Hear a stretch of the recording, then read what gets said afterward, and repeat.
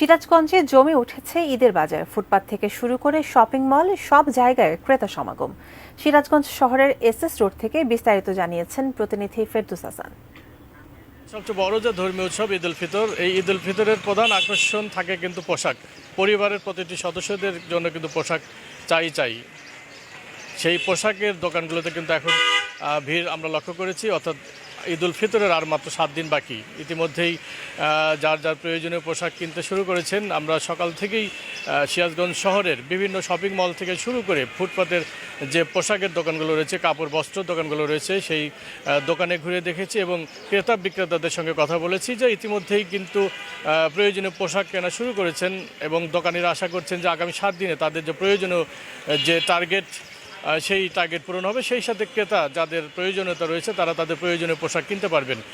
দামের ক্ষেত্রে ক্রেতা এবং বিক্রেতাদের মধ্যে মিশ্র প্রতিক্রিয়া থাকলেও গত বছরগুলোর তুলনায় এবার কিন্তু তেমন কিন্তু কোনো অভিযোগ নেই ক্রেতা এবং বিক্রেতাদের মধ্যে। অর্থাৎ স্বাদ এবং সাধ্যের মধ্যেই ক্রেতা এবং বিক্রেতারা তাদের প্রয়োজনীয় পোশাক বিক্রি করছেন, এমনটি কিন্তু জানিয়েছেন ক্রেতা এবং বিক্রেতারা।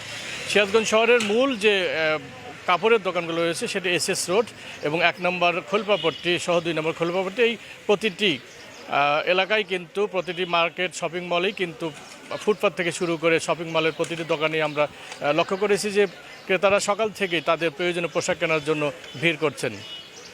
এই ছিল সিরাজগঞ্জ শহরের অর্থাৎ সিরাজগঞ্জ জেলায় ঈদ উল ফিতর উপলক্ষে বস্ত্র অর্থাৎ প্রয়োজনীয় পোশাক কেনার সবশেষ খবর।